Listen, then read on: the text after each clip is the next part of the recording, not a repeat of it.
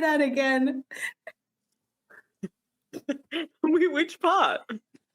It's not your body, it's your relationship to your dad. Go ahead. It's not your body. It's your relationship to your dad.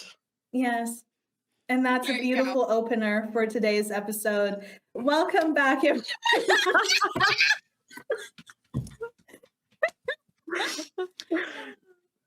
Honestly, that's not our professional opinion, though. That's not our opinion. That's other people's opinion. That's a professional opinion from a GP, a gyno, a physio and a physiotherapist, psychologist.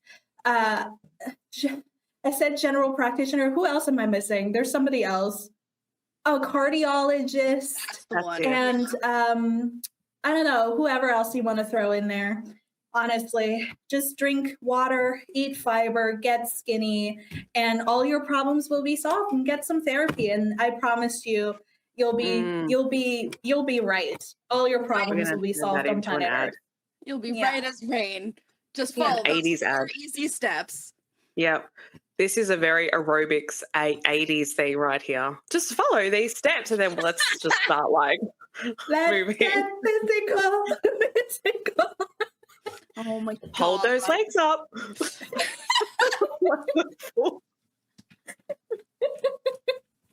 Jay, you're editing. I've got some ideas.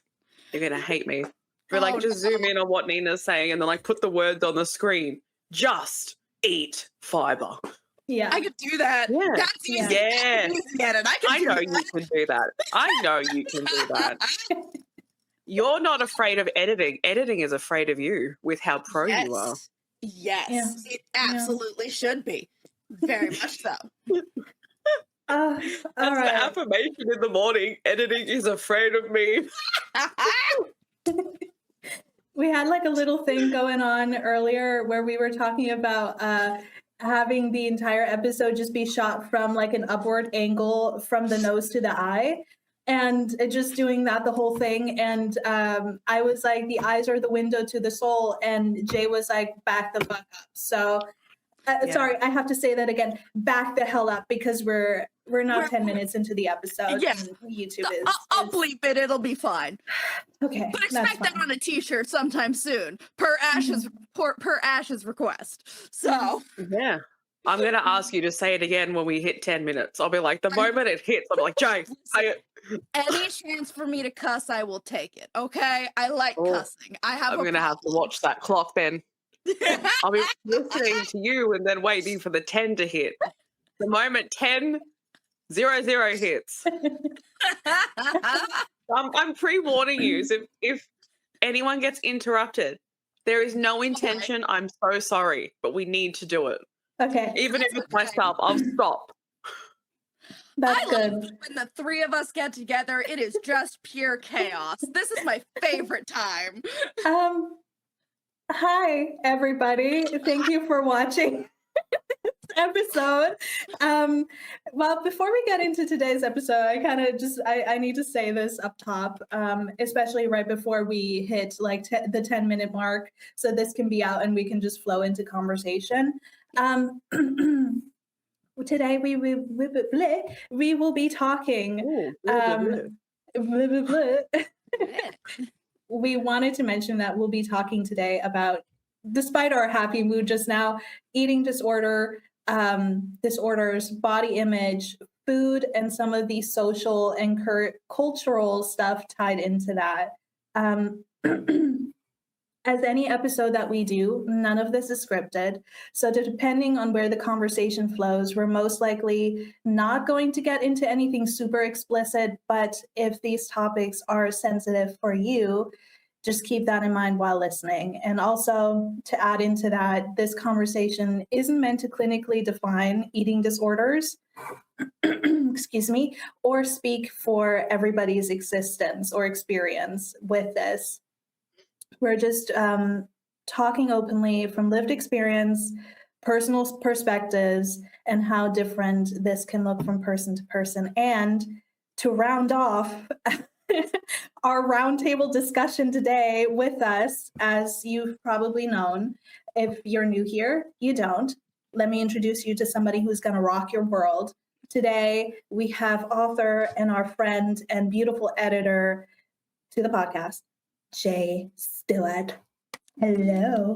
Hello. I'm always happy to actually be on the podcast, but I do love editing just as much. So, Yes, I love it. And Jay will be sharing a lot of her own experiences and perspectives throughout this conversation and episode. So we're very, very happy to have you here today, my friend. And editing fears you. Yes. oh, right. That was another topic in our pre-show. This episode is also going to be explicit because at exactly 10 minutes is going to be an F word. So it is going to be very explicit.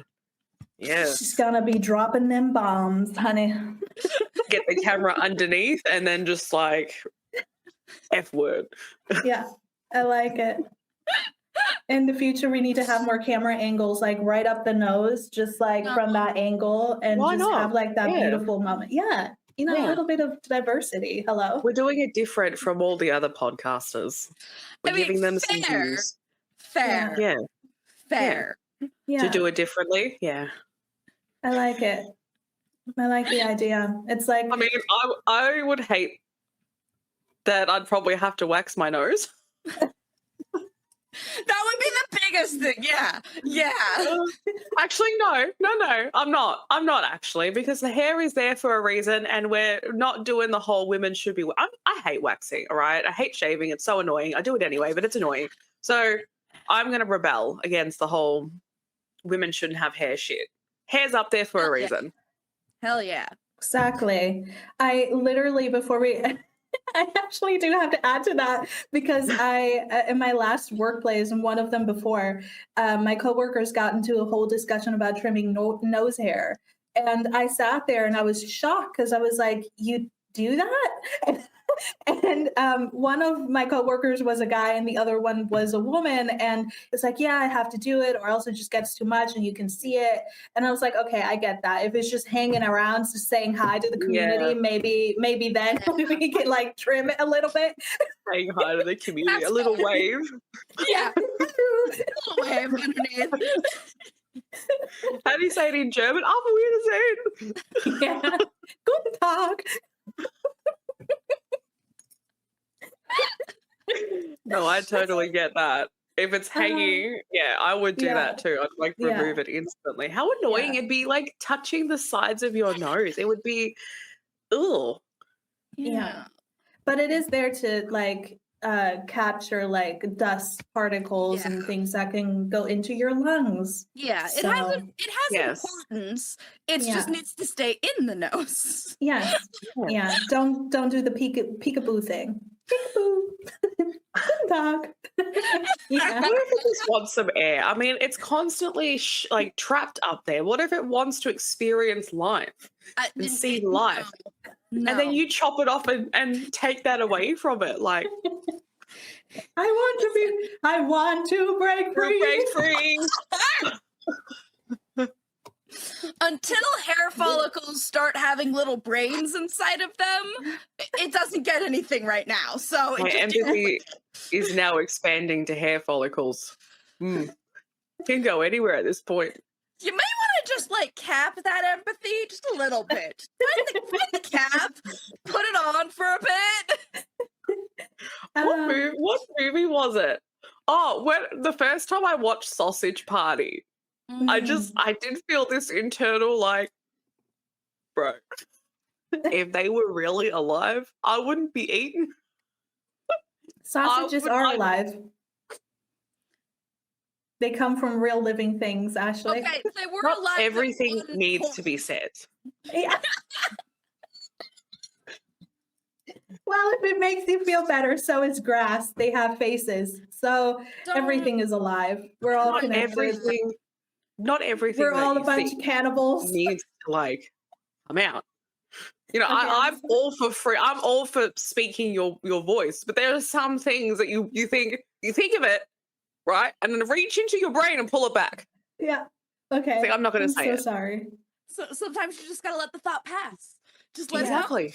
Yeah. Go see a doctor to help with that. Yeah, it's the trauma I have about my father. Yeah, it's all your daddy issues. Go fix those. Yeah. Go Dude, talk about those. Yeah. think you need to tell them about the grass. Maybe that might help building a bit more empathy and, patience for patients. Honey, if they don't have empathy for human beings, they ain't gonna have empathy for grass with face. Okay. What if you like- showed them the Sausage Party movie? No one needs to see that movie. No. Is it not good? I've never seen it before. It is insane. It didn't need to be made. It doesn't Oh, need okay. to exist. It didn't need to be made. It's kind of hilarious though. It is it's insane, but also it's kind of, for me personally, it's kind of Yeah. funny as well. Yeah. That movie disturbed me on so many levels, okay? Yeah, Is yeah, it- I hear that. It's time for the F word, the annual F word of the episode. Oh, I didn't watch the. Da-da-da-da. Oh, You get to have it. You say it. You say it. What was the phrase I said? Back the fuck up? Yeah. Yes, Yeah, that we was need to do it. the whole thing though. The whole eyes- thing needs to happen again. Okay. Let me flow into it. When Okay, we go yeah. to the doctor and we talk about the sausage party, I'm gonna be like, put it away, star, put it away. Because the Yes. eyes are the window to the soul, and you must get real close and whisper it. What was it? What was the thing that you must whisper, Jay, into Back- their Back soul? the fuck up. She added a bit of into that. I felt that. I felt the Yeah. I'm seeing ever- a lot of potential with that particular scene right there. Yeah. hmm Mm-hmm. I see an edit where the song right after you say that is the "Have you ever been punched in your mother effing face?" Yes. You say, "Oh, you haven't? I wait." Bitch. Yeah. I like that. I like it. Yeah, Right on Jay's TikTok. yeah, we love it. Okay, well, I guess the best thing we can do is just kind of dip right in. Before we do get started into kind of more of the bigger conversations around culture and all of that, I do think it's a good place to start by zooming out a little bit. And reason being that when people hear the word eating disorder, there are often really fixed ideas or images that come with that of what that looks like, what it sounds like, what it must be like. And from me personally hearing different experiences and stories over the years, it's obviously a lot more varied and complex than that. So in whatever way feels comfortable with you, Jay, when you think about your own experience or even what you've seen and learned over the years, what does an eating disorder look like to you, or what does it mean to you? How would you define it? Yeah. Eating disorders really are just disordered eating is the best way to describe it, is when you don't eat normally. Growing up, there were like 3 main types of eating disorders that you would hear about where I grew up, and it was like anorexia, where you don't eat, bulimia, where you binge eat and then throw up or get rid of it, and then binge eating itself. So like those were like the only 3 things you ever really heard about growing up, but in reality, there are actually many more ways that you can have disordered eating. There is ARFID, for example, which is avoidant restrictive food disorder, which you see a lot in autistic kids. That's especially where you see ARFID. And I looked it up a little bit before this because I myself am not a medical professional. I just researched a lot about eating disorders when I realized what was wrong with me. And it's like there is a much wider spectrum than most people think. So if you think you might have some sort of an eating disorder, I promise you there is some overarching umbrella that covers it. And there are associations that can help you with it, because it really is just anytime where you eat in a way that is not healthy for your body, be it overeating, undereating, or even eating and purging. Like any way in which you eat food that is not healthy is an eating disorder. And for the longest time, I didn't even think that's what I had because I was still eating. I just wasn't eating a lot. So that I think is one of the biggest things that a lot of people miss with, because like bulimia especially was very well known, very well talked about. It is what a lot of people, what came to mind a lot when people talked about eating disorders. I'm not exactly sure if that's still the case today or not, but back then that's kind of how it was. If you just weren't eating, it was more like you were dieting. So anorexia got really lost in the mix of everything back in the late 90s, early 2000s. It really was just considered the fad at the time, which I know we'll get into more with the culture aspect of it. But even if you are skipping meals, that is still an eating disorder because you are choosing not to eat. And that is a concern. There's actually, so it is not officially in the DSM-5 yet, but they are working on getting a healthy foods eating disorder, which is basically, I can't remember the exact name of it because I'm bad at pronouncing medical things, but it's the type of eating disorder where you are so dead set focused on eating quote unquote healthy foods that you cannot eat, or that you only eat certain things, or you restrict yourself because you want to eat healthy. It is that obsession. And I think that's another part of the eating disorder that is what makes it a disorder, is there is a slight obsession surrounding how you interact with food. And so if you notice some compulsions and things with food, it could just be autism, it could be OCD, but it's always good to just talk to a doctor about it. Hopefully you'll have doctors that will listen to you, because I know sometimes they don't, but talking to a doctor about it is a good place to start if you are worried about the possibility of having an eating disorder, because you can kind of cure them. I would not say that eating disorders are curable, but you get to a point where you can start eating healthy again. It will then be a continuous effort to keep eating healthy. I think that's definitely did a lot of research, honey, and I love it. Listen, I spent so much time online as a kid trying to figure this out. Oh my God. Let's start with that. Like, when did you initially get to the point where you're like, okay, I think there's something wrong with how I'm eating, like my eating patterns? Like, when did that start? How did it unfold? What has been the journey of you finding out that you have a disordered pattern when it comes to eating? I definitely didn't have a good start to it because of my dad. Whereas my mom's family came from the whole eat until you're full, eat when you need to eat, we don't restrict your food, because they were very poor at one point in their life, so they didn't want to do that to any of their grandkids or kids. My dad was different. He was raised by an army man, he went into the Marine Corps, and he was a very strict person. And so I vividly remember most of my childhood was, you do not get seconds, was a big thing with our eating. So I started off already thinking that not eating is probably the better option.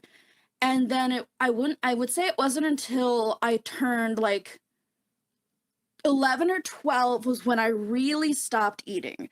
That's when I started skipping lunches. I would have coffee for breakfast instead of actual food. And that went all the way on until after high school.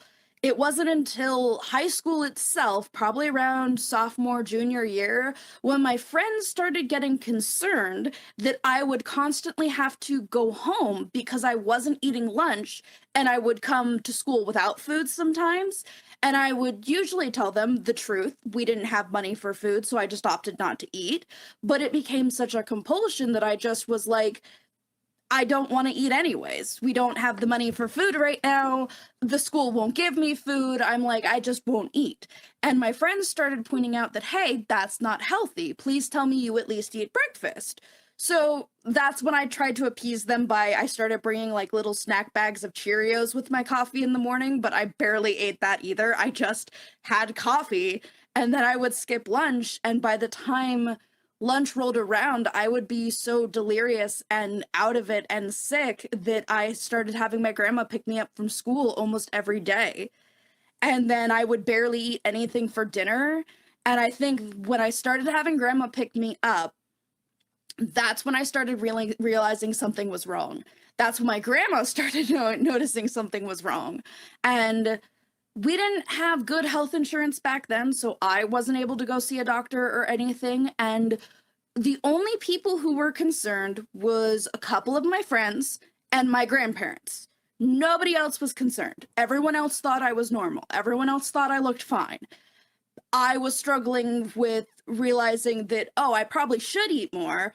But then the idea of eating terrified me, because then it came with the idea of gaining weight and the idea of the way I look. Because my dad made a lot of comments about my appearance throughout my entire childhood. He made a lot of comments about my weight and my appearance because I come from a heavy-set family on my mom's side. Both my mom and my grandma were heavier set. And so I naturally was when I was younger. And then I stopped eating. And so a lot of people simply saw it as, oh, you're skinnier now. That's a good thing. You're healthier now. And it wasn't until like that point in high school, because I remember there was a weights class that I was taking, because you're required to take PE in the United States all 4 years of high school, and I hated it. And I realized that in the weights class, I couldn't even lift the most basic of weights. There was no muscle, there was nothing in my body that was able to hold me together, basically. I was skin and bones. But because it wasn't like extremely noticeable, nobody else really noticed. So that's kind of when I did all the research and I learned about anorexia, but I didn't do anything about it for another few years. It wasn't until, I think it was when I turned 19 that I started trying to eat again. And it has been a very long process since then. So that was 10 years ago now. And I'm still struggling with it today. I mean, when I think about our time growing up, early mid 2000s, even late 90s, I would say has influenced a lot. And obviously we'll talk about the culture as we go on, but like the anorexia discussions were always seen more so in a positive light.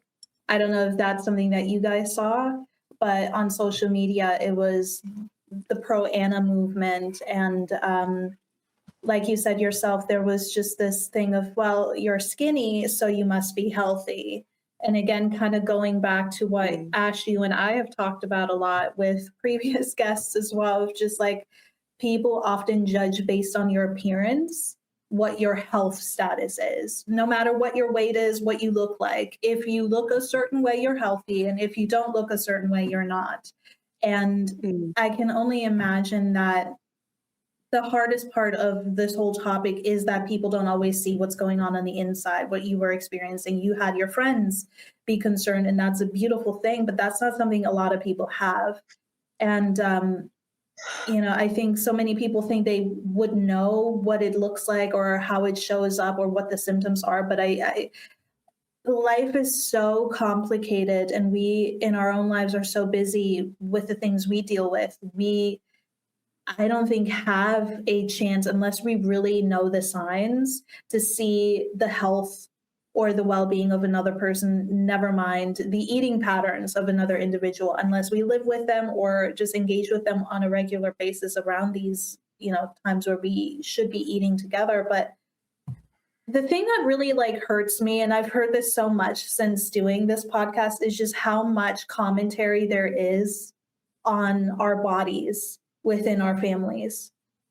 And I don't know, it doesn't sit well with me. And have you ever felt like the way you were seen on the outside didn't really match what you were actually going through, especially when it comes to the assumptions, like I said, about body size or people's projections onto health? Oh, absolutely. Yeah. There were many times where people would project onto me and tell me, like, one of the things that always bothered me is whenever people would say, "Oh, I wish I looked like you," or "I wish I was as skinny as you were." That always got to me because because I was bullied pretty much my entire childhood. So whenever I would hear it, my brain would also assume, "Oh, that's a joke. They're making fun of you," which would then make the body issues even worse. Yeah. How did you navigate that? I don't think I did, truthfully. Yeah. I don't think I navigated a lot of stuff until I turned 19. Like, 19 was when I finally, like, sat down and was like, okay, you need to work on this for your own sake. You have to live in this body. You have to be comfortable with this body. And sitting around constantly being worried about what you're eating is not going to do it anymore. So that was, like, the flip switch moment, because before that, I just kind of existed. I can't even say if I really existed, because I think part of my issue with my anorexia and the reason I have to fight so hard to prove that I was anorexic is because I don't remember a lot of it. I dissociated from the ages of 10 to 19. I don't remember a lot of those years. So, like, having to prove to people that, yeah, I did skip meals. No, I wasn't eating. Like, even looking back at pictures, I look at myself and I'm like, oh, you could see my collarbone there. If I lifted my shirt, I'm positive you could see my rib cage in that photo. And it just, people will still just look at me and be like, oh, well, you were just skinny.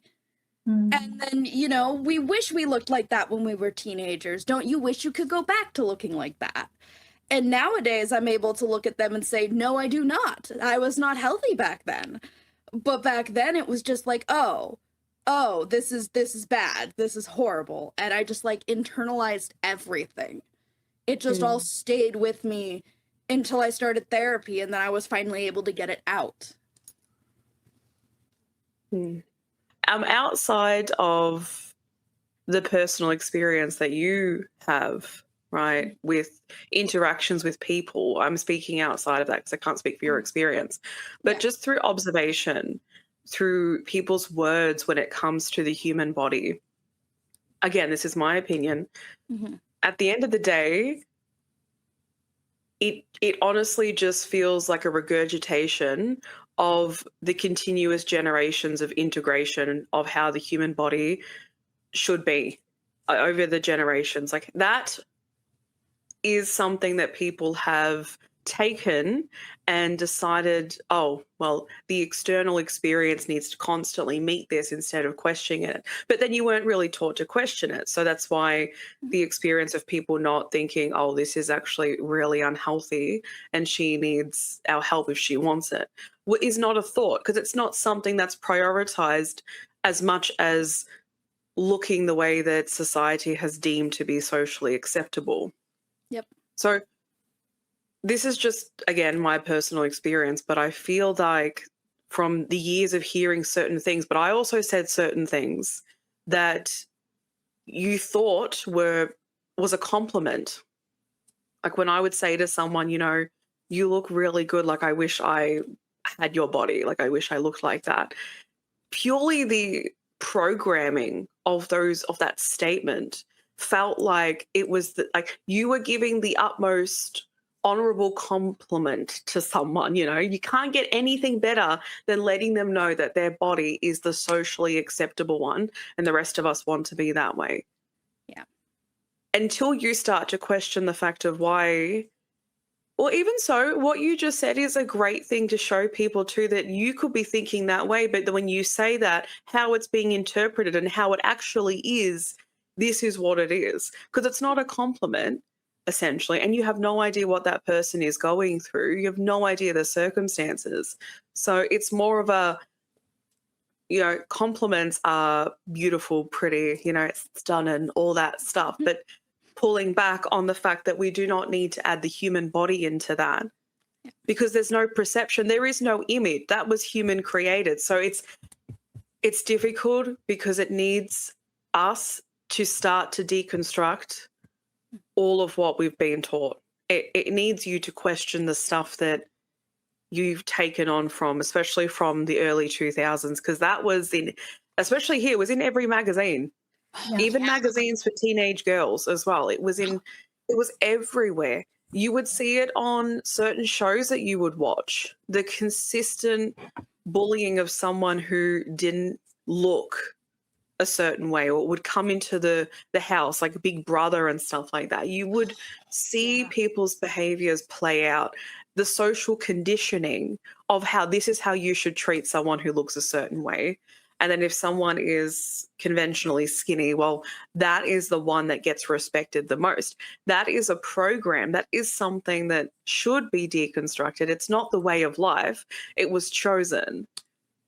Yeah. So again, from my personal opinion, I've started to see things more as that than a personal attack. It's hard. It's hard. Don't get me wrong.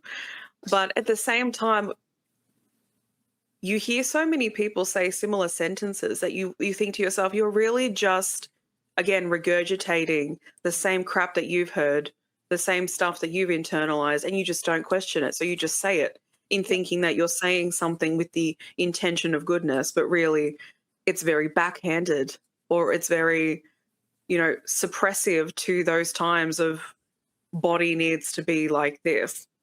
And health is really such a health is prioritized, but health is prioritized by an oppressive ideology of it. So again, lookism. And with compliments, I think the biggest thing that we can learn when it comes to the way we compliment people is, especially back then, it was because it was so body image focused. The compliments were always, oh, I wish something. So I feel like the biggest way to slowly unlearn that for a lot of people is to just compliment people without putting yourself in the narrative. Just tell them, oh, you look gorgeous, you look stunning, you look fabulous, all this kind of stuff. Instead of saying, oh, I wish I looked like you. Because then you, like you said, you don't actually know what that person's thinking. They could have a reaction like me. They could have a positive reaction, but you don't know.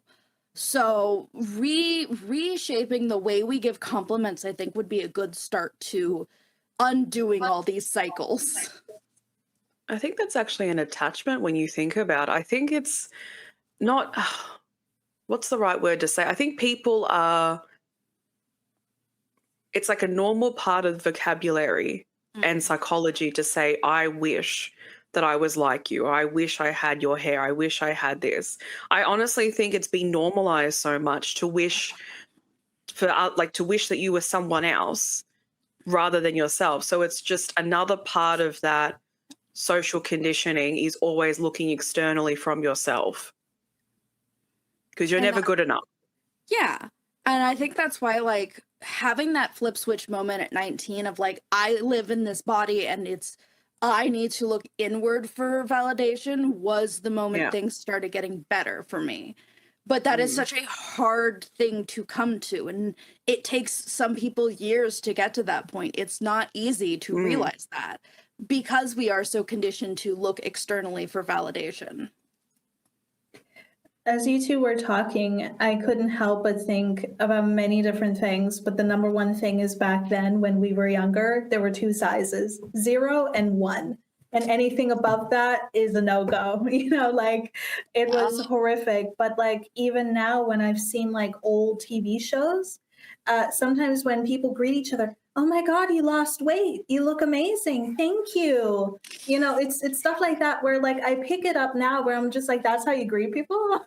you mentioned how much weight they lost and it's like a compliment. It's seen as that. And that plus just the realizations that I've made over the years, having discussions about body dysmorphia, eating, culture as a whole. How can you know really what an eating disorder is when you yourself don't have knowledge of what health really is supposed to feel and look like for you? As long as it's driven by the outside force of what it's supposed to be, and an apple a day keeps the doctor away, stuff like that, that is so Mm. harmful to our system and our bodies. And then when you think about women, our hormones, and just like our cycles as a whole, they changed. We need to adjust the types of food we need to eat. But so many people do not even have the basic knowledge of what food can do for your body. Certain group types of food and diets, not diet in terms of losing weight, but diets in terms of pescatarian, vegetarian, meat, like all the different sections of the type of dietary habits and needs that you require for yourself, your health, and your body. And then you pair that with a health industry that doesn't really cater to true health, but would rather cater to, I'm going to say the big bad word, at times, like the industries that fund them, and the image that it's trying to project, where it would rather give you a pill than actually acknowledge that these are the roots of what it is that's causing what you're feeling, that's causing you to overeat or binge or whatever. Let's address that. Or you have people completely dismiss it and glorify your situation and your body. And yet again, in the experience in and of yourself, you're still not being heard because, like you said, Jay, you have people project onto you what they wish they were, or it feels like your body is never really your own. And in my experience, it's like you have your own relationship with your body, and then there's the world's opinion of it.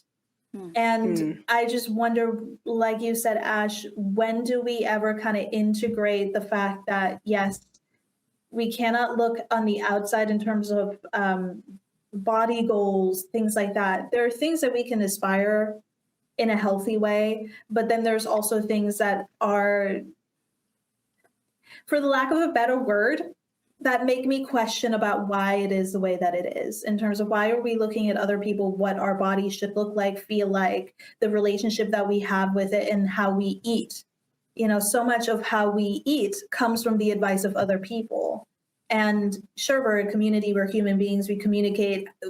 That's how we get information about anything in life. But I think about almond moms, if you guys know that term, where it's like the moms that are like, oh no, you can only eat this certain amount, or they lock certain cupboards and things like that in the kitchen and tell you when to eat and when you can't eat, or what you can and what you can't eat.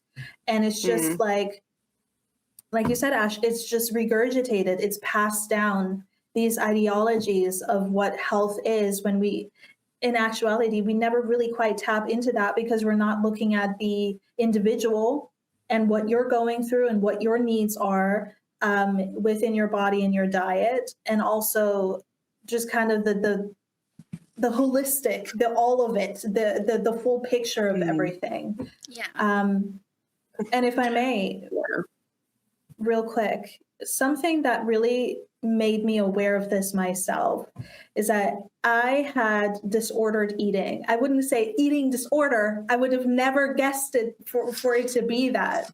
But I had disordered eating, and I realized it when I was actually getting quote unquote healthy.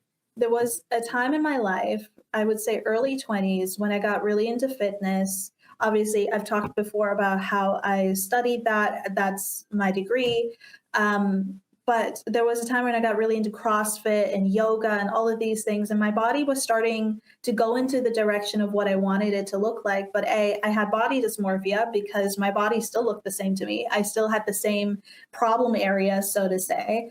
But also within the health industry and the fitness industry as a whole, the eating that goes on there is, for me personally speaking, quite concerning.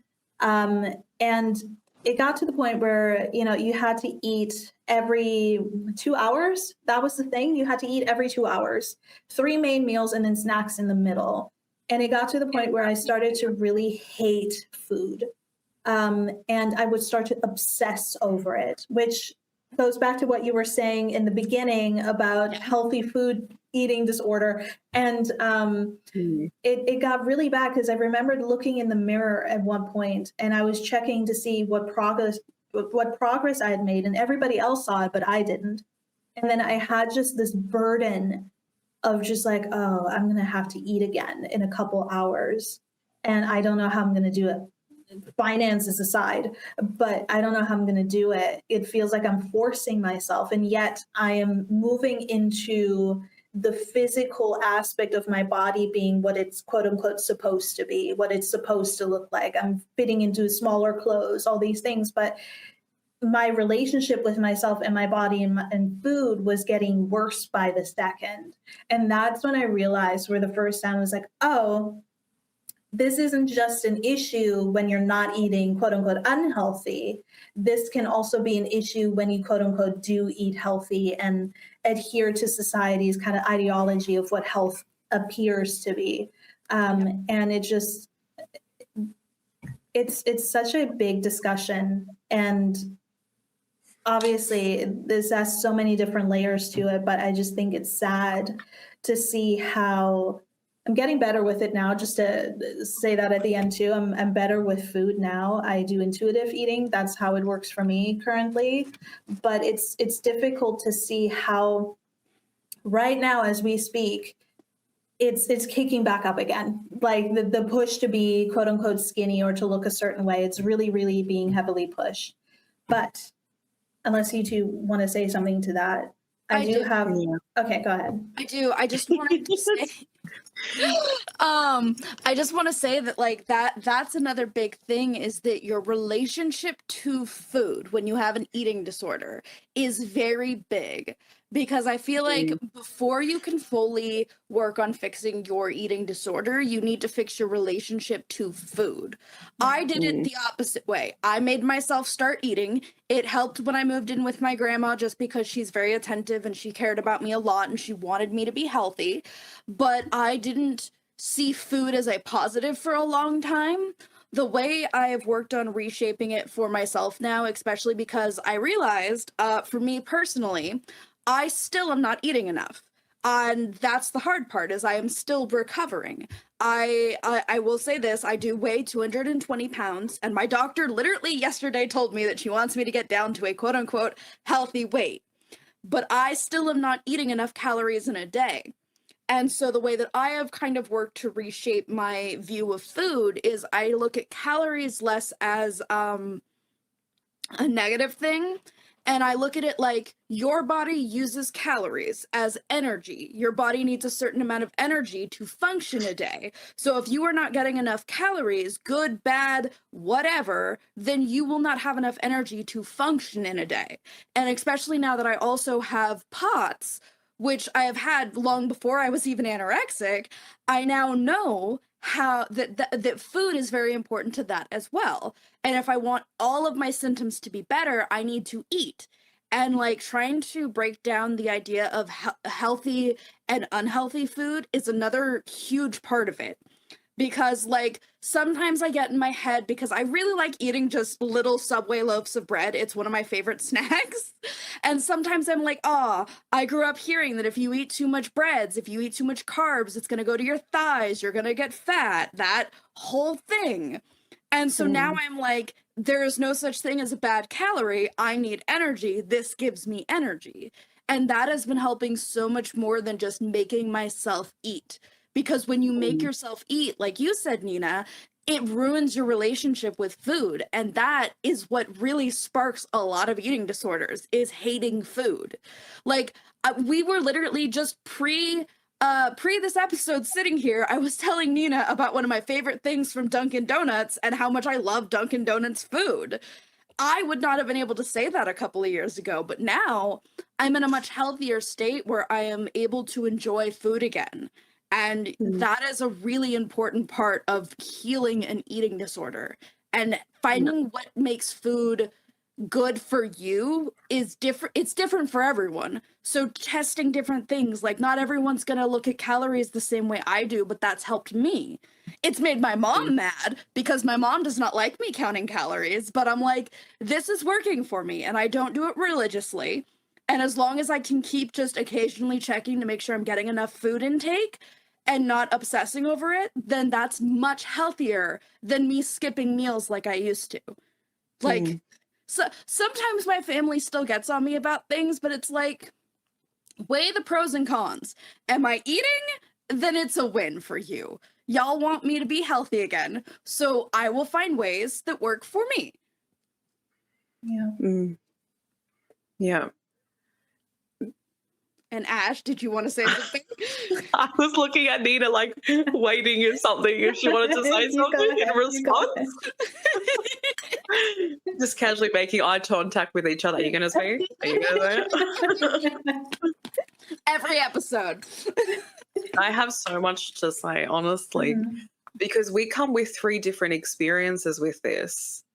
And those 3 different experiences are like the extension of just how many experience, like what you were talking about at the start, that eating disorders is not just suppressive to 3 things.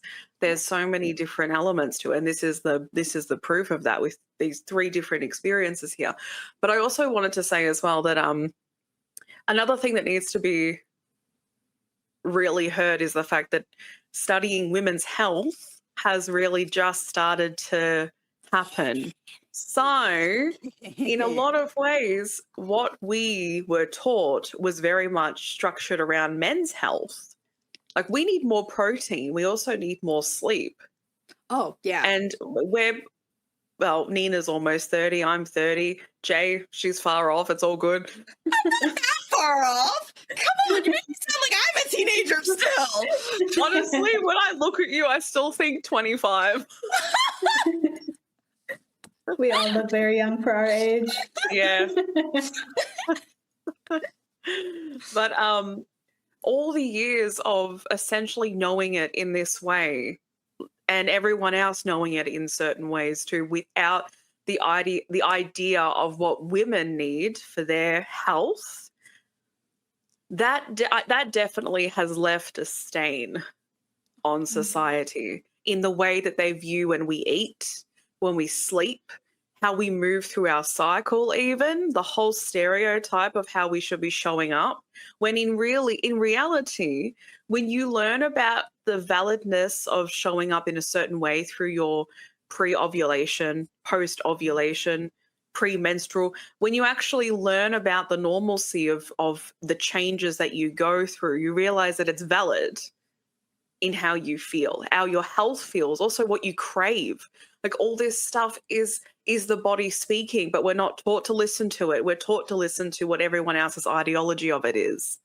And that has just done so much damage. It has done so much damage to all of us that these, like, having such an unhealthy relationship with food. I mean, when I was diagnosed with binge eating, I was diagnosed with a binge eating disorder at 21. And when that happened, like you, Jay, I didn't do anything about it. I just thought, well, this sucks. And I thought of it in the way that society programs you to think of it. You know, I need to lose weight. I need to stop eating. That was my first thought, is I need to stop eating. And even before I was diagnosed, there was a point in my teen years where I went through that, because I don't know if you guys had this as well, but 800 calories and less was a big thing here too, right? So I remember, and I'm not going to say it, I remember the stuff that I would do when I was also going to the gym. Had no idea what I was doing at a gym, mind you. But when I was doing that and also eating, I remember what I was doing with food, and I remember how I felt. But at the same time, it is disheartening to believe that you are doing the right thing because then you are socially accepted. That's what it's based on. That's what I remember it as personally, is that it was one, the binge eating was because I had a lot going on and there was no help, there was no support, and food was the only thing that I could turn to, right? So my binge eating was that. But aside from that for a second, the mindset that was attached to what I would do next was very much focused on what everyone else would think and treat and do with me. If I am moving it through a obsessive way of healthy eating, then everyone will congratulate me, and they will be more accepting, and they'll hear me. And that was happening, mind you. the way that people were acting externally with me showing up this way, as you were talking about, Jay, and Nina as well, you witness something that in truth is just so unhealthy. It's so, I don't really like using the word toxic a lot because I know there's just another way of explaining it, but I'm just going to say it now because I can't think of it. It's early in the morning. It's it's so toxic to only accept someone's spaces when they're meeting something that can't speak for anyone, really, an image that can't speak for anyone. It also doesn't speak for the body, like I keep saying, and I'll say it 100 times if I have to. I'm a big advocate for the body now because of this experience, because of awakening to the reality that this was never installed into our society for the health of us. This was never meant to help us grow. This was never meant to help us create better relationships with people and ourselves. There is nothing about this that will help you live a long, healthy life. Point blank. And even with the projections that still happen online, this will be my last thing, and then I'll let you guys speak. Even with the projections that happen online, with the way that people still converse about the human body, you're just regurgitating what's been said from the past. That's all it is that you're just regurgitating the same crap over and over and over again. And you're not essentially speaking for, oh, well, you know, I've got to say this because human beings need to change their behavior. You're just working through the same outdated information. You're working through the same shit that, again, was nothing for the human body. Talking about binge eating in the way that people do, what help did people have in the past? How was mental health approached? How was violence in the household approached? Truly. And if food was available to people, well, that's what it was. You have no idea the circumstances, but you have awareness on what has been happening in the past. You can learn about the ideologies that were set in families, cultural backgrounds as well as belief systems, that eating a lot, but then also commenting on someone's body, because that's very much something that I've dealt with, is that they would expect you to eat, but then also comment on your body. Yeah. And I don't know how that works. We also had Francine. She talked about that as well. She dealt with that in her family. It's just, again, binge eating, and that's not a universal experience. I just want to say that because I cannot speak for everyone else's experience. But when I started to deconstruct, like Jay said, I started with the attachment to going towards food and essentially the survival of what was relying on it for me to at least feel some sort of connection to living. You know, because food, you would feel the dopamine kick from that. You know, you'd feel some sort of safety from being in the space of eating things that you enjoy. It's like the only thing that was making me feel good was being able to eat something that tasted so good. So it was just the process of starting to look at the connections to food, sort of like the lines to food, the emotional connections to it and the attachments, as well as having to look at where I need to start supporting myself instead of relying on consistent factors that were never there for the highest good of me anyway. So working through the psychology of it all and starting to really unravel all of that started to heal my relationship with food. And that's still the journey, but you know, it's a start and it's a process. It's not food that was the problem. It was just life and what happened in life, and food just became a comfort and a support, honestly. Yeah. And I think that's the other big part about eating disorders is people think that it's mostly just a physical thing. But more often than not, there is a psychological element to why you're having an eating disorder. And it's not to say like, oh, I have daddy issues. That's the reason why. Obviously, I need to fix that and I'll be healed, because the physical element's still there. But like for me, in my instance, whereas yours was comfort, mine was control. My first therapist and me deduced that my entire world was falling apart around me, and my food intake was the only thing I could control. And if I wasn't eating, it was less of a burden on my family. So like that was my psychological thing I had to break down to come out of that and look that food was not the issue, and that like I will say, learning how to let things be and not be in control of everything, hardest lesson of my life. 10 years on and I'm still struggling with it. I'm much better now, but like not being in control is hard sometimes. Now, though, I will say, as a little side tangent, I'm now in a place where everyone wants me to control everything, and I would like to take a break and not be the person in control, but no one will let me. So, like, it's flipped now, thankfully. But that is, like, such a huge part to eating disorders, is the psychological aspect of it. And you can do it on your own, kind of like all of us have worked through it on our own. But I will say, if you can get a therapist, please do.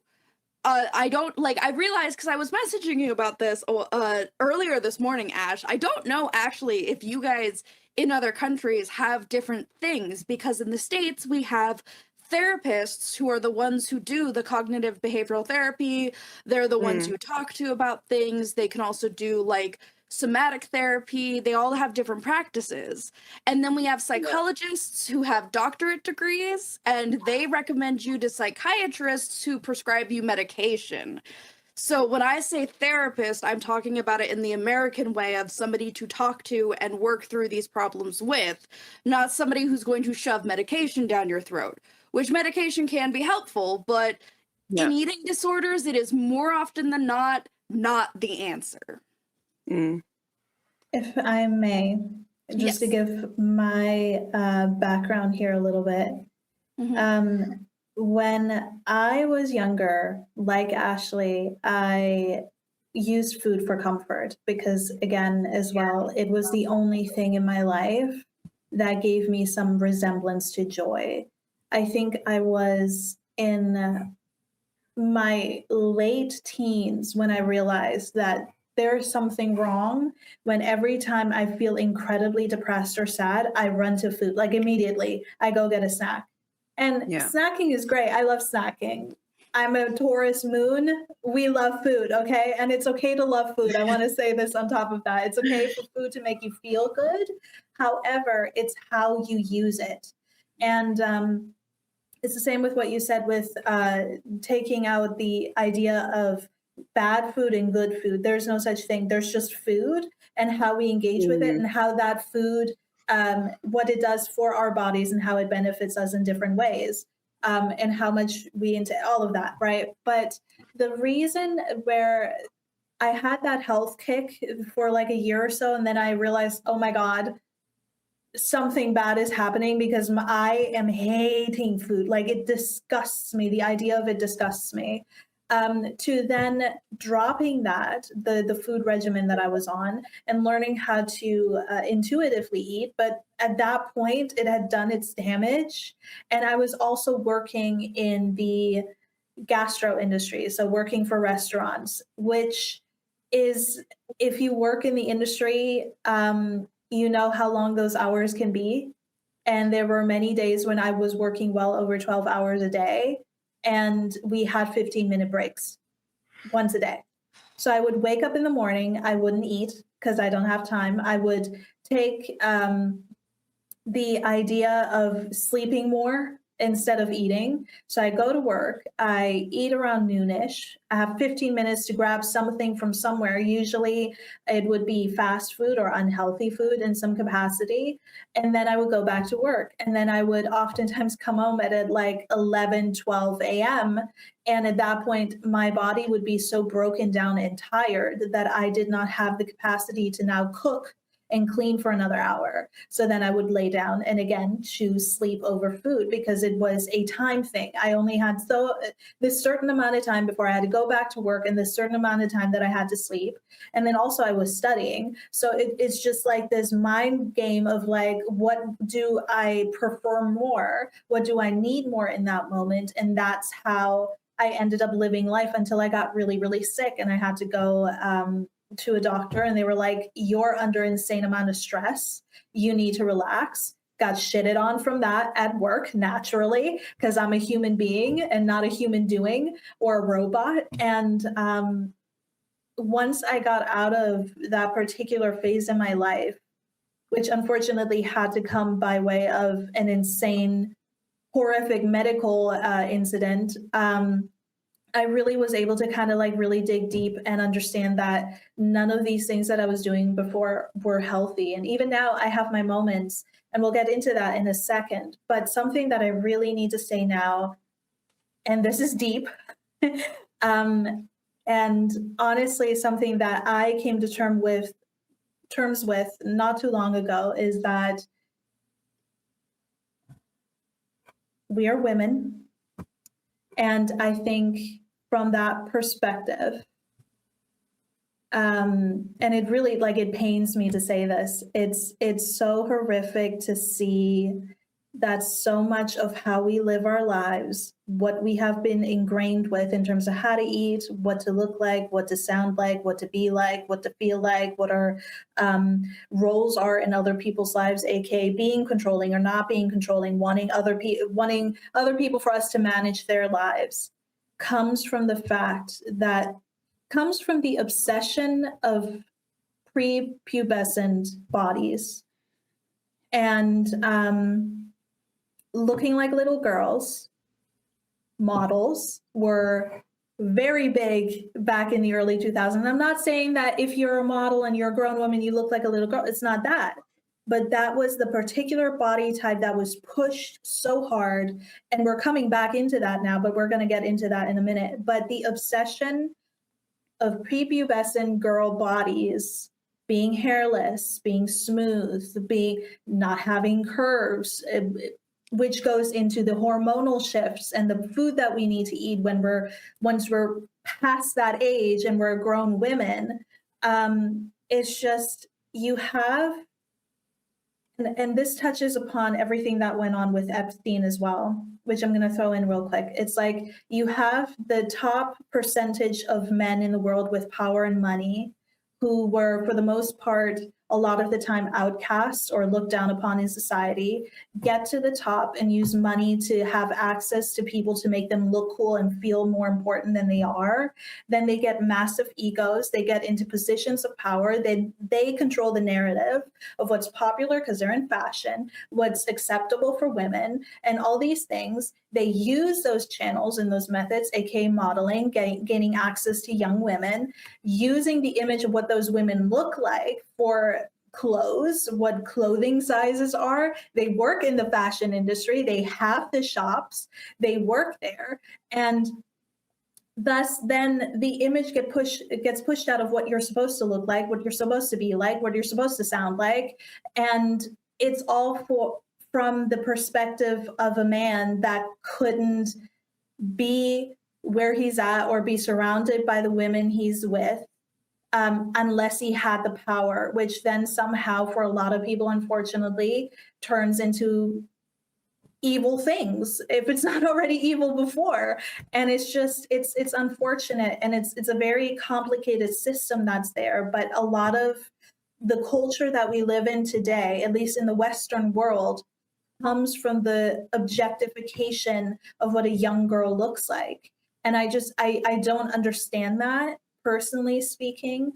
But I think, having seen a lot of documentaries recently about this, and how, I mean, we can argue, well, Nina, what are you talking about? The curvy women, they were very popular, BBLs, big boobs, that was always the thing. It's interesting because when you have that body, you get objectified for having it. You get used as an object yet again, but then the system keeps pushing the opposite of what's acceptable in terms of what you look like. The clothes only fit a certain type of body type. And even if it's different sizes in different companies, it doesn't fit those actual sizes. There was actually a video I saw not too long ago where a woman was like, I thrifted these pants. They're 20 years old. They're about, I don't know what the number was, if it was in the US or in Europe, but, and she bought current jeans. They were both jeans from a current store today. They were the exact same in terms of measurement, but they were 4 sizes apart. And so it's interesting to see how the number game gets played. Then we think about weight, and how many young girls today, when we were teenagers, did we think about what weight we needed to be in order to be accepted, in order to be liked by the boys that we liked in school, that idolized the young women on TV and had these very specific bodies. And it just feeds the loop of the exploitation, not only of the female body, but also of young girls in particular, keeping them in cycles of obsession of what they look like and how to be appeasing to somebody else and how to be approved, and you used the word earlier, Jay, to be accepted, to have social acceptance within society. You used it as well, Ash, that when you look a certain way, they compliment you, they cheer for you, they root for you. But if you're not within that system or within that ideology or within that image, you're all of a sudden not healthy anymore. And it's interesting how health, that word, and lookism gets used to manipulate the human mind and condition it, when it actually has nothing to do with the actual system that the body is in and what it needs to thrive. And I just really needed to talk about that, because it's, over the years, it's really hit hard. When I was a teenager, I used to see women who called themselves feminists, and I'd be like, you know what, they're overreacting. Not everything is tied to patriarchy. And now that I'm older and my brain has formed and I can see everything, it's like, no, actually, everything is tied into this, and in some way, shape, or form. And it's disgusting. But yeah, I had like, the rage came, and I just had to talk about that because it's horrific. Yeah.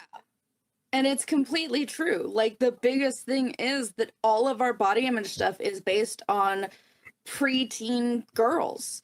Everything about the way they tell us we should look. Like, I remember when I got into middle school and I hadn't learned to shave yet. I was a very hairy kid. I have my dad's fucking genes. I got hair everywhere. It's ridiculous. What the hell? But I remember getting picked on by everyone in school because they're like, oh, you look so much older. That's not attractive. Why would you do that? You should be smooth. And I remember coming home crying about it because no one in my family had taught me about it. No one cared to think about it. But everyone around me did. Girls were already thinking about that by middle school. We were like 12. That's insane. They condition us so early. We don't even stand a chance. Yeah. And on top of that, when you do hit puberty, how objectified do you become? You go from a little girl to, oh, you're a woman now. Now you're a woman. Now you have to do all these things. Yeah. Wrinkles. And then well, there's that too, right? And now we have young girls go to Sephora and shit and buy anti-aging products at 12. And I'm just like, the capitalistic system of that is disgusting. But again, like you said, it starts so young. And for a lot of people, it's so ingrained with what you said as well, Ash. It's so in the psyche of culture, of what we've heard for millennia, that literally the only people benefiting from this are the people making money off of you. And the worst part is, in my opinion, I'm going to tell a very personal story. The worst part is, like, pedophilia is so rampant in society, it is overlooked. One of my mom's former coworkers absolutely made several passes at me. I was 12. And everyone told me, oh, he's always wanted a daughter. He doesn't know how to have a daughter. He's learning. He's figuring it out. Every time I tried to tell somebody about it, they brushed it off. So, like, that kind of culture, that kind of thing is ingrained in our culture. So they don't see anything wrong with the way they're training us and the way we think about our looks and everything, because they're so quick to brush it off. And then when you bring it up, or you bring up all this patriarchy stuff, they tell you you're overreacting because it's just society. It's just the way things have always been. Right? Too woke, too liberal. You've gone too far left.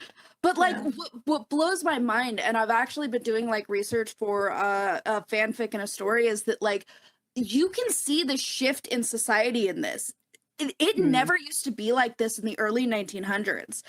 Women with fuller figures and adult women were much more prioritized back then.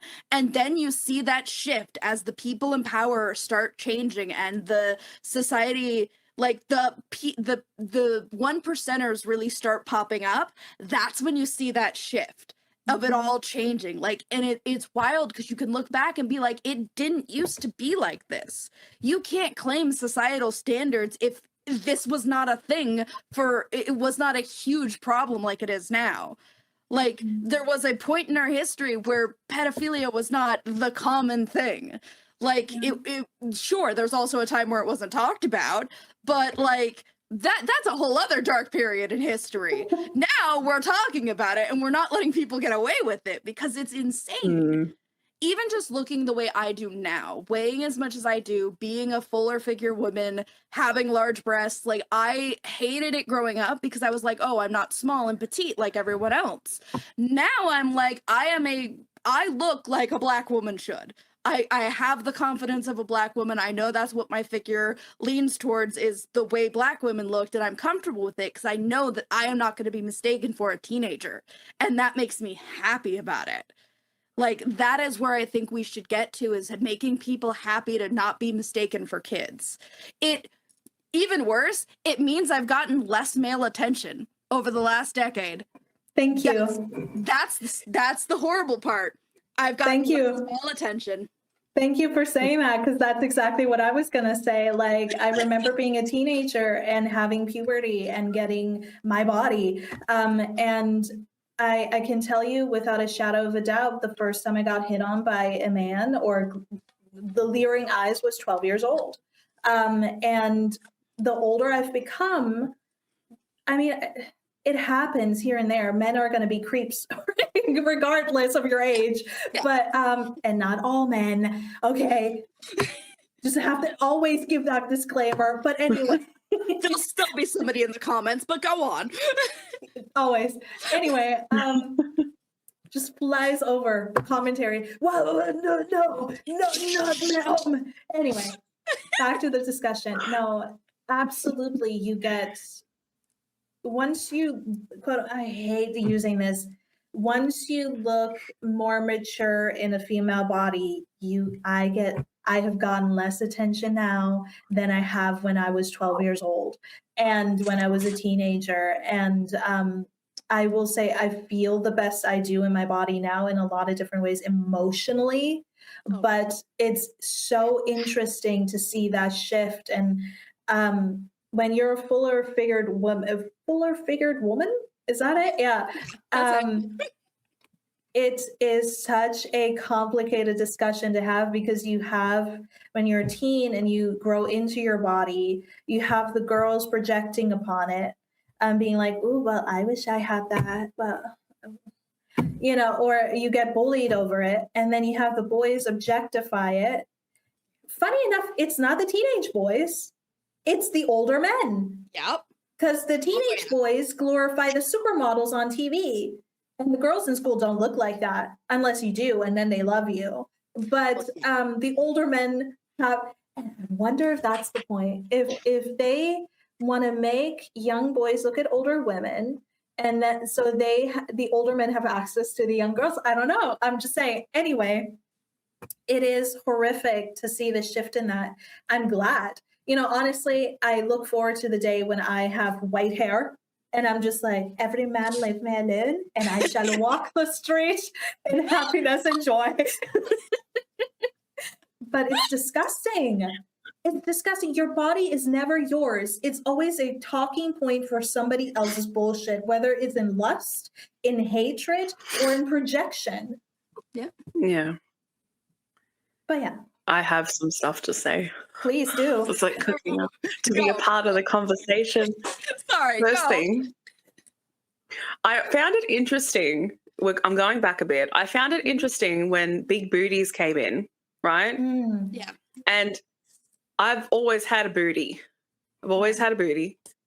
I know I've had a booty because pants never fit over it. They don't make pants to fit over it.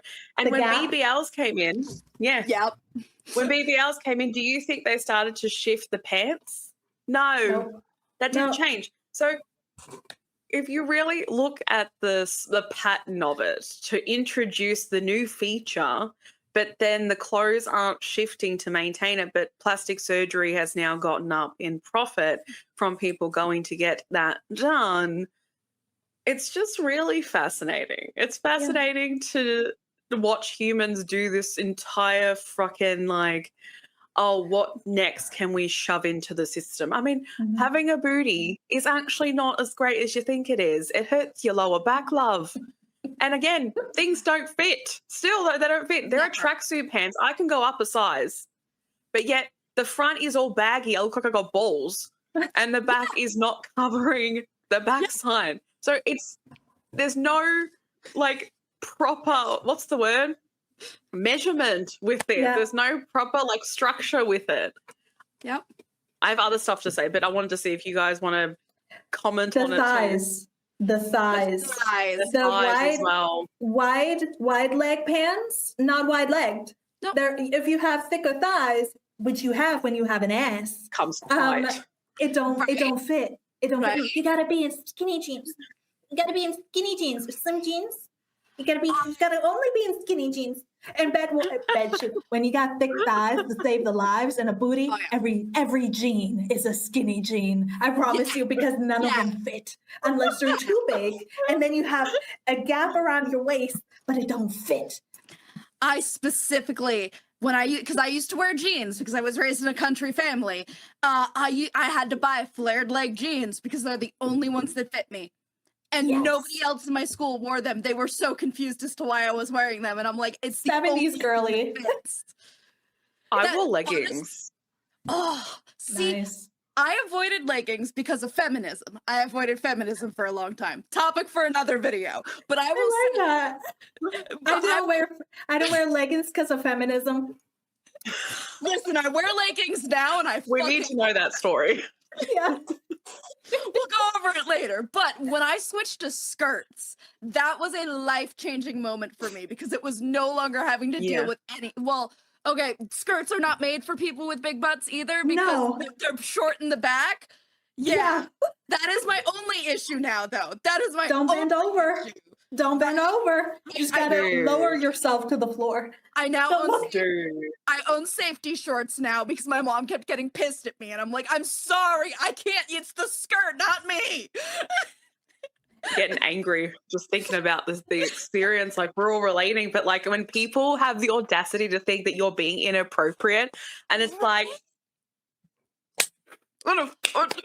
do you think they're making clothes to actually help us big booty girls out? Like, shut the fuck up. Even tank tops. Wearing tank tops in school as a teenager, I would get in trouble because my breasts were too large in the tank top, and I'm like, what do you want me to do? I got Take them put off for the into day. a principal office one time because I wore shorts. It's this woman in school that had it out for me. I was in middle school. I got put in the principal's office, I was told they were going to call my mother, or I had to go change because what I was wearing is inappropriate. It fit the exact measurements that they said that you should wear in school for shorts, which is a little bit above the knee, not booty shorts, not where your ass cheeks be poking out. It's just right there in the middle of your thigh. Yep. I was inappropriate because I had booty. But not the clothes. No. And not the people who projectify on the body. No. It's me. I am the problem. I mean, hi, it's me. I'm the problem. I'm gonna Yes, go it's there. me. You were young, right? I'm gonna go there. People see the clothes as the problem when it comes to assault. So of course, it's always going to be so backhanded. It's all backhanded. You don't make clothes that fit. You also, sorry, Jay, one thing. You make them see-through as well. Women's clothes, why is it see-through? Why the see-through? Why? Yes. Why do you see my underwear line? But with men, I don't see. I don't understand. No, actually, I do understand. We know. We know, but we freaking know. It's a good thing. It's a good thing, don't you know? Haven't you seen the early 2000s movie Ash? Every girl wants to show her panties through her pants. Oh That's yeah, the the look. thing. That's sexy. Oh. But you're objectifying yourself. Right? Yes. Stop objectifying yourself. You're asking for it. Oh, yes. Yeah, don't you know? I know. Get the drift. It's your clothes. It's not the behavior of human beings. It's your clothes. Even though our brand, we don't make things that cover these places. We don't give you comfort, or we don't. We've also reduced the quality of clothing as well. But it is your fault. We'll make sure that everyone blames each other instead of looking at us while we just continue to make our profit. So fuck you all. We're all good. Getting on my yacht, fucking off to the Maldives. They used to shame models back in the day for being anything over size 1 because they were like, you're supposed to be a human coat hanger. Yeah. You're supposed to be a human coat hanger for the clothes. No. The clothes are supposed to fit the human. No. You're supposed to make the clothes look good on your body, not the clothes look good on yours. What are you talking about? And America's now Next Top Model. you're supposed to, and now it trickles down to the rest of society. Where did young girls shop? Victoria's Secret, The Gap, Abercrombie and Fitch a lot of the time. Like a lot of these like really highly sexualized supermodel brands who, by the way, involved with the very people we just talked about earlier. And so it's a full circle. Hop off. Jay, is there something you'd like to say before I continue? All I wanted to say real quick is that I have never had anyone that I could share these experiences with because all my friends are skinny. So thank you for letting me share these experiences with all of you and feel the same way. But I also hate that we all experience this and feel the same way. I hate it, but I love having people who understand. When I think about the topic of eating disorders, this all, to me, I can see the relation at the end of the day, because it's something that it programs you, as we've been saying, psychologically, to start to look at measurements of your thighs and measurements of your calves and measurements of your wrists. It really starts to get you hyper-focused on elements of your body, which also trickles into the way that you now move with food, the way you move with clothing. We're talking about this, and you may think it has no connection, but it has direct connection to it. You could be you could be literally sitting there and talking about a model and not talking about someone's body, but they're integrating that information as a way of, oh, well, you find that to be the validated look, so now I'm going to try and meet that because you deem that as acceptable. And yet you haven't been talking about that person. But it's the wording, it's the information, it's also what we continue to put out there in society that is feeding the issues that we have, including clothing. The way clothing, it is material, right? But we are human beings, and we are far beyond the whole structure of robotic measurements that people like continuously put us to. So it's not just clothing. It's something that we see attached to our bodies in a really unhealthy way, just like food, because of the inability of human beings to actually cater for the reality of a human body because of the prioritization of lookism and a certain image of thinness. So it is all connected. It is all, I feel like there's something on TikTok, a sound of that. It's all connected. I can't remember what the sound is, but it truly is. That's why I will stay woke. I don't care what you say or what you do.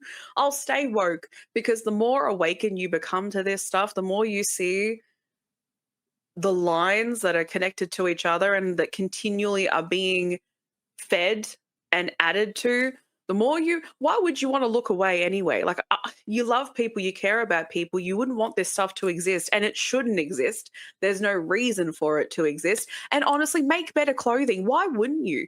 That's the thing that I come to, unless you're a shitty human being who actually doesn't give a shit about working with the minority, and you want to make sure that the past ideologies of health and body are continuously fed into society because maybe there's profit there. Yes, there is profit there. There is profit of people's insecurities. People are profiting off it. They've been profiting off it for a long time. And I wanted to say this too, this last thing. Jay said about, past history not having stuff like this. And I'm not saying you're wrong. I'm just putting it out there. That's not me saying that. That's not the point. I was thinking as you were talking, this was coming from my thoughts in that very moment. Some of history does show, especially with white, with pale, right? I think our history, in my opinion, from what it shows, has always been so hyper obsessed with looking rich and wealthy. Like colors were also prioritized in your wealth. If you were pink and blue, you were wealthy, right? Red as well. And I think human beings have always been so hyper attached to looking through the image that was hierarchied in that time, right? I mean, we still have it to this day and age. If you have a Ferrari, actually, I think it's upgraded now. I think there's something that's upgraded from a Ferrari that makes you look wealthy. Could be. Or an Audi or a Tesla, I think. Oh, no. Ugh, I know. Like if you have all these things, you're seen in this way of highly respected because you have money. And that's always been a concept in our society. And you may think, how does that affect what you're talking? Because it does. It affects you psychologically on how you move through the world and how you treat yourself and everything else that trickles down from that too. So in my opinion, I feel that we have, like, generations of human have always been attaching themselves to something. And body is a big attachment. And this is the thing too. And you are so, like, I literally love history. I love learning about history. The evilness of it, no. Honestly, it's just I can't even with any word towards it at this point. But I think over the years, they just took it and materialized it. And they took it and, like I've been saying, they found ways to profit off it. So really, human greed became something beyond human and people ran with it. And in this day and age, everything's becoming a subscription because of that as well. Yeah.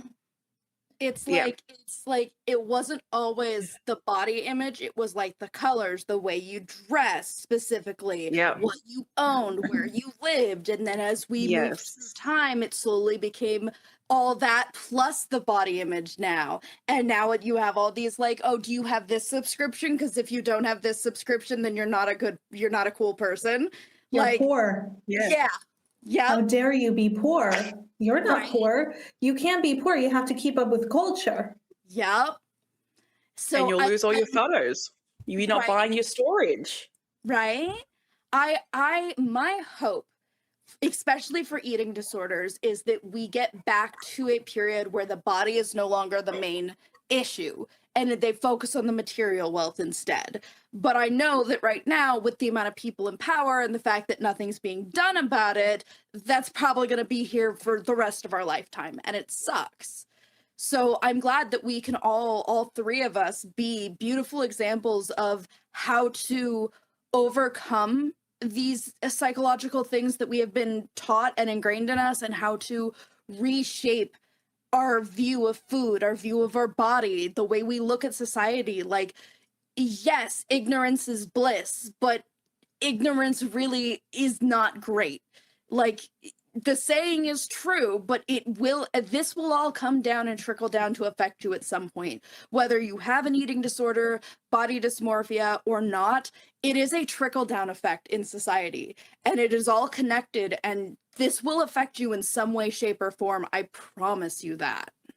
Men, by the way, going back to what you said for a second, Ashley, with the gorgeous car, super money image, that gets so it goes right back into what I was saying, that these top echelon losers They position themselves and create an image within society of what success looks like, what it feels like, what you surround yourself with, and what you gotta have in order to be that. And that trickles down not just to women in terms of our worth and our body and how we appeal to others and what we do for others in our servitude in society, but it's also for men, because now they're teaching men, this is what you need to look like, this is how much profit you need to make, this is the car you need to have, this is the money you need to have. And then when men get to that point, we see it with a lot of social media influencers, when men get to that point, they start hitting on women, they start being disrespectful, and they're realizing, well, wait a minute,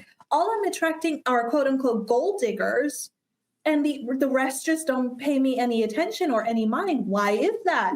Well, babe, it's because you didn't develop your personality. You don't actually know what it's like to have a human being connection with somebody else, to communicate, to actually lean with your heart and your emotions, because you were so fed up chasing an image of what it would be like to be that 1%, to just have that access to all these beautiful women. And now you're surprised that the women that come to you are women who want to benefit off of that success, benefit off of that money, benefit off of your influence or the connections that you have, in order so they can come up in life and escape the poverty or the places that they've been told they don't deserve to exist in. And the wheel just keeps on spinning. And guess who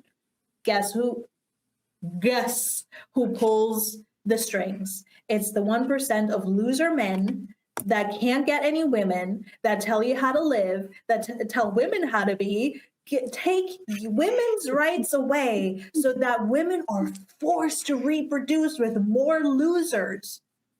Nah, thanks. The second they get more education, the second they do well for themselves and have more, right? Yeah, go ahead. All I want to say is it promotes inhumanity, because being a billionaire, are you a good person to have that much money? No. The reliance on profit is based on inhumanity, and that just trickles down, like with the Amazon crap, where someone passed in the warehouse and they just had to keep working. Disgusting. So it is that serious, because it trickles down to the people who were the ones that decided to tell the workers to keep working while someone had just passed. Right.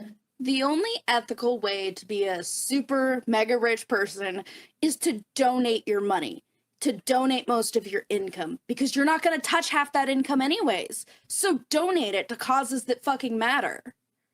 I have an idea. Why don't you just pay tax? Basically, you said that. Why don't you just pay taxes? Because you know what Mamdani did in New York? He just raised it. Yes. What was it, 1 or 2%?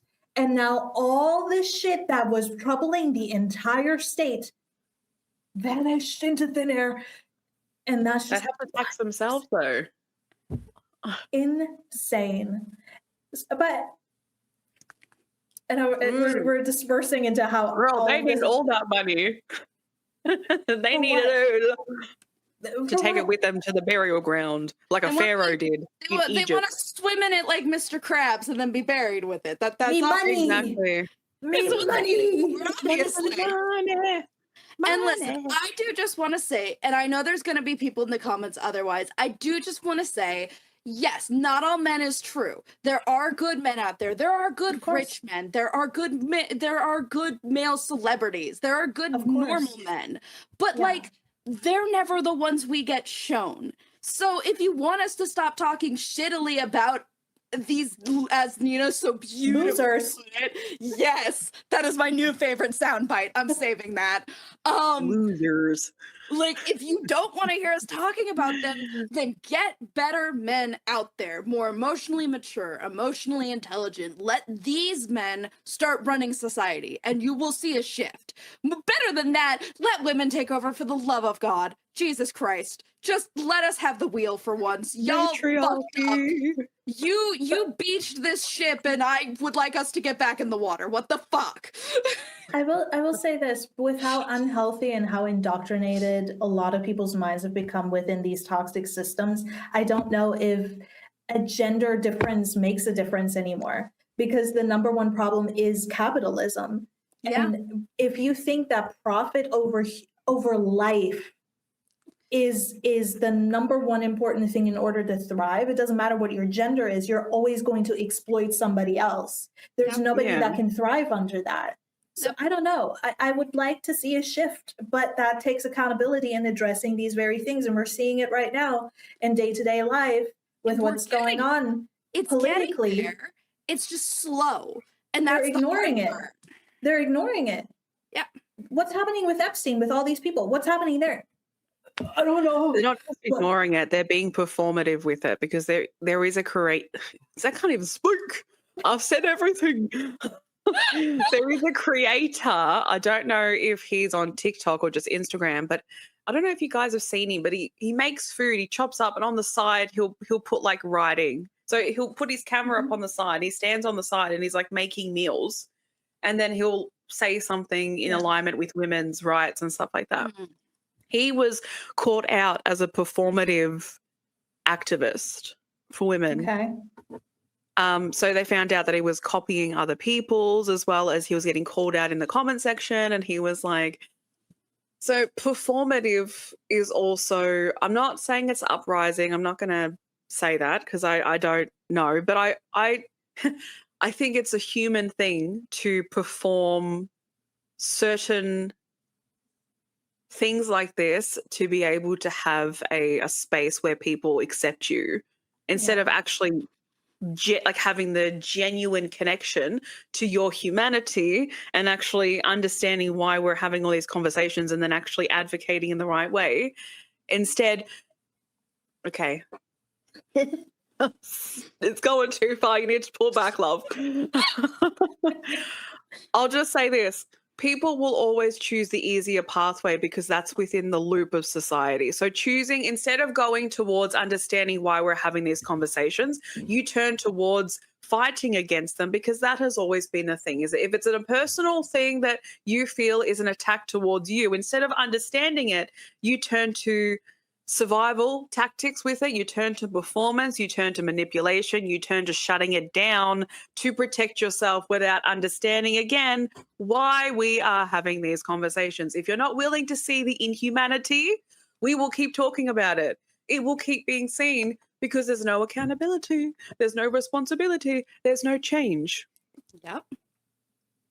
And also, people use those methods in order to gain access to more power. Oh, yeah. And then they say, like, oh, when I'm in power, like up at the top, I'll change everything. I'll be the good guy and I'll change all the words. Babe, you've already done the damage. Getting to where you need to be at that position, you've already done a lot of things to get to there.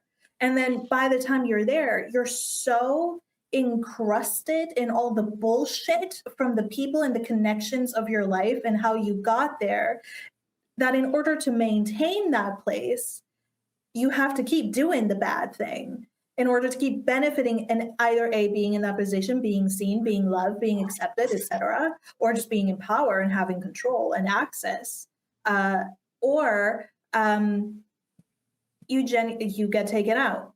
I mean, if you're at the top and you're against the system, you're like a little ant. They can just fling you out and replace you with the next one. Like it's ridiculous. But I do want to ask this, and I know we've touched upon this a little bit. To go back to EDs, eating disorders,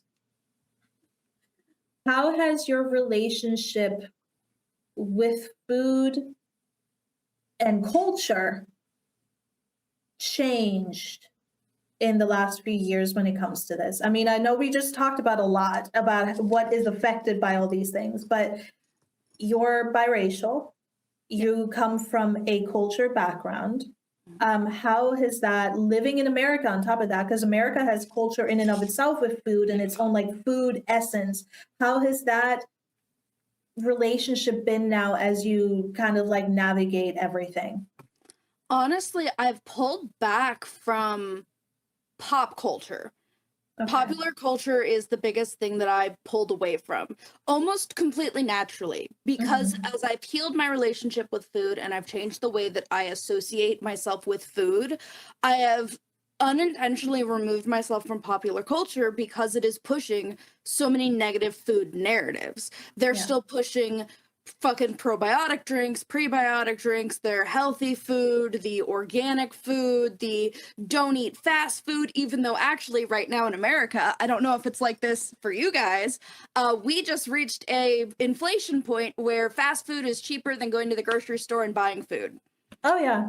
So it's Probably not. like, yeah, God, yeah, it's gotten bad here. So like I've been able to like slowly untangle myself from culture.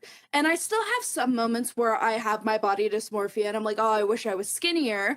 And then I will correct myself and be like, no, your body is healthy, because I think the wildest thing about me with when it comes to weight and culture is you're given that specific way you should look, the specific way you should weigh. And the reality of it is, I have no idea what I weighed when I was at my skinniest. I don't have any of my doctor's records from back then. I lost it all in my move in 2020. But what happened is when I started eating, everyone was like, oh, if you start eating after you're anorexic and everything, you're going to eat too much. You need to go on a diet plan. You need to have a dietitian. I did it on my own. I got up to 220 pounds. And I have stayed there. I have fluctuated up and down a little bit, but my body has found a comfortable weight. And so I'm able to be like, oh, this is obviously what my body is comfortable with. It's not hindering me. I'm not more at risk for health conditions like they always tell me you are over 200 pounds. Like, living my personal experience has helped untangle the web of modern culture and what they teach you about your body. Like, listening to my own body has been the most important thing. And it does make it hard sometimes to consume certain content because everything is tied up in this, which is why I'm very selective with the music artists I listen to, the shows that I watch, the actors that I follow, the YouTube channels I follow. I'm very selective of it because I don't want to push promotion of this other type of culture that I realize is so hurtful. Like, finding good fashion channels is hard because fashion is still so tied to eating disorders, but like style theory, they don't really make me feel any less for my body type. They're very body positive, and trying to engage more with those parts of culture to promote those parts of culture. That has been the biggest shift with healing my relationship with food and just my body itself. Can I say one thing? Because you just mentioned it, body positive culture, what it was and where it's at right now. Yeah, it fell off hard. The Ozempic craze that's going on right now in the media, seeing women disintegrating into bones and calling that muscle when it's very, very frail bodies and bones poking through. To call that muscle. I want to say this before I get into this. I will never shame anybody in any body because I know that we've just talked about this. It's a very different thing to have your own relationship with it in terms of how you appear, how you feel within it, and then the world at large, right? But there is something so insidious to me about seeing the praise for women whose bodies are getting smaller and smaller and smaller and smaller, and the praise is getting louder and louder and louder the smaller that they get, to push this cycle again of early 2000s, you need to look a certain way. And they're not necessarily spelling that out, but doctors are now pushing these medications that is meant for, I believe, diabetes, right? Yeah. And they have it in spas. You go into a spa and they're like, oh, you want a little shot of Ozempic? And I'm like, excuse you, you're not a medical professional. There are very bad side effects to it on top of that. Like, it's just, and it gets you to a state, obviously you guys can research it yourself, but it gets into a state where you can barely eat, you're weak, and you're just disintegrating. And online right now on social media, they're praising that. oh my God, I can't eat right now. It's so good. Oh my God, I'm going to get skinny for the summer. Excuse you? Your body is a living, breathing organism and it needs you to cooperate. And it's not done in shame, me saying this. It's just, I find it so heartbreaking because I'm old enough now to have seen the previous cycles over the decades to now see it happening all over again. I'm telling you, in a matter of 10 years, BBLs will come back. I promise you they will. Yeah. It's all cyclical, which is frustrating. Yeah. You're going to see it loop a lot, ladies. Yeah. It's going to keep happening because obviously a loop keeps looping if you don't break it in the first place. So Yeah. I'm not surprised that this stuff is being regurgitated again.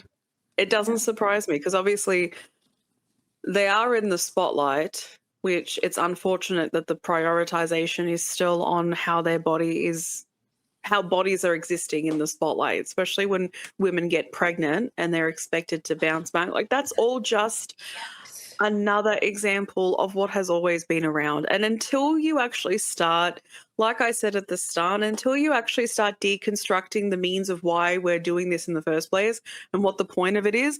But the other thing too that I want to say too, a lot of this, I believe, is also used for the entertainment of society. And because people find entertainment in reading this stuff and seeing this stuff, they also find a dopamine hit to comment on it as well. There is obsessions within humanity that makes all this stuff continue to thrive in the way that it does because people keep feeding it with their own psychological issues with it. So put it this way, like I said, you're going to see it loop until more and more people, which it's happening. It is happening. I've seen it more than I ever have, and more and more people are talking about it. But it is going to be a thing where they and we having these conversations, we are the breakage, like the starting of that breakage for these loops that have been thriving for a very long time. So it's going to be a patient thing. It's going to be a time thing. And it's going to ask of you to build up your own space within yourself so that when the external keeps reflecting it, you already know that this loop is exactly that. And it is not for the highest good of you. It doesn't exist for the good of you.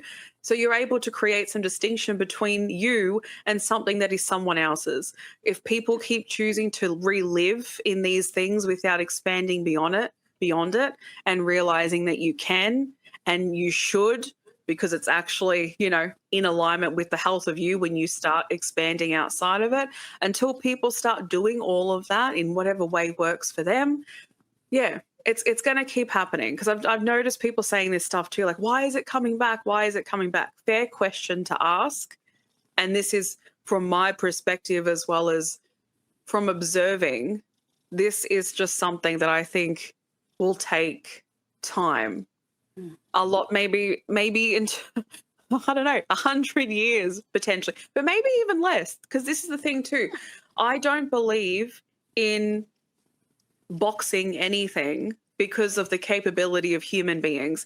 If someone can wake up one day and realize, oh my gosh, my family are so unhealthy and I don't want to be this way, and they just have this sudden awakening of there are certain behaviors that I'm now seeing and I don't like it and I want to sort of see if I'm also participating in that. If people can start having these awakenings, I think it's entirely possible even now for people to get to a point of looking at a magazine and going, this is so outdated. Like, why are you still publishing the same bullshit from the past? If for people to actually kind of, it's because I'm hungry. For people to start realizing, to actually recognize it in the first place, that actually takes a big step to actually see it for what it is. So more and more people are questioning it, which is the starting point, is questioning it. And then it takes you through the journey as you go, where you just become a lot more aware as you ask questions.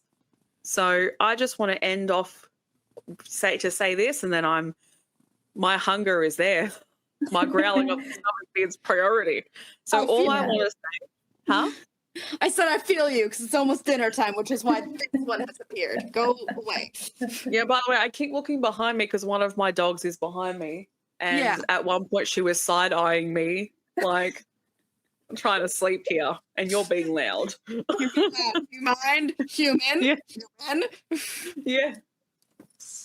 All I want to say as guidance to all of you is, and again, my experience is not universal, as I say a lot, but I think for me, the best thing that I did was start to break apart what is society and what actually needs to be, what is true health in the form of that for me. What does that look like? And start actually learning what that looks like. The more and more you actually turn to yourself and actually start moving through the connection with self, the more you actually start to break away from the external noise that is not there for you. And as I said, it's a patient thing, it's a time thing. And like Jay was saying, sometimes I still catch like external bullshit that pops into my head because that's been a part of my system for a majority, right? And that's okay. You just let it pass. But the power is in connecting to yourself in a society that has never taught you that, has never told you to actually look at yourself and to look at everyone else. The power is doing that. And yes, it's it might not be easy. It's not as if everyone else around you might be doing it, or they might be, I don't know. But even so, you do it for the reasoning that you're watching everyone else in the limitations of it, that you know that it is yourself. You know what it feels like. So the best thing to do through something that doesn't feel good is to look at feeling better and feeling good in a life that you will be living yourself. Like, you get this one life, it's worth it to start moving through what feels good, what actually feels true to you, and what actually is for you. Even with healthcare professionals, that's what I do as well. If I don't feel like I'm connecting with someone, I'm not going back to them. If I feel like we're not on the same page and they're on the page of the early 2000s, oh no, I'm not going back to you, because it's me choosing the practitioner that I choose to share this vulnerability with, that I choose to also talk about my body with. And if they're not willing to hold a safe space with that, I don't want nothing to do with it. Because if you're in this profession but you're not actually speaking within the alignment of the human that you're talking to, then I want nothing to do with it. Yeah. And that is purely on, you deserve that as well. You better professionals, ones that are going to listen. That's purely just from connecting, starting to learn how to connect to self a lot more and look at my space instead of other people's and all that jazz. It's like Ash said, you get one life. This is your life. You have to live in your body. You deserve to be happy with your body and to take care of yourself. You don't have to put yourself second. So putting yourself first, it's the hardest choice you will ever have to make, but it gets easier the more you do it. And it will help by focusing on you and learning to love yourself and advocate for yourself and take care of yourself. That is honestly the biggest form of rebellion you can do in our society right now. Yes, I love that. And as my little like cherry on top of the pie as well, listen to your body. Your body is a living, breathing entity apart from your own psyche of it. It is giving you clues. It is giving you symptoms. Listen to what it's telling you and start from there and kind of work your way back. And you can get to it. And I will say this has been an incredible episode. Thank you, both of you, for having this in-depth discussion with all of us together. It's been amazing. I do want to. I'm not a leader. I'm just a co-host. Just take the compliment. Say thank you so much. I am a leader and I'm a boss at it, and I'm a great filmmaker. Yeah. Ashley is Aries. I'm a Cancer, but Leo rising, so I'll take the compliment for now. Jay is a Pisces, so the illumination, the dreaminess, the woo, that's all her. The whimsical. Whimsical. Yeah. Now, Blood of the coven. To close off the episode, I do want to ask, Is there anything you want to share? Where can we find you? What's your work? Let the people know so you can She check has a out her lot to share. incredible book. She has incredible books. You can tell her face is showing it. Other than editing here for these two, you can usually find me at it should be JP__Steward on everything. I am a contemporary romance author who does occasional contemporary fantasy romance. And I am on, I believe, Instagram and TikTok, and I do have a JP Steward YouTube channel you can find me on as well.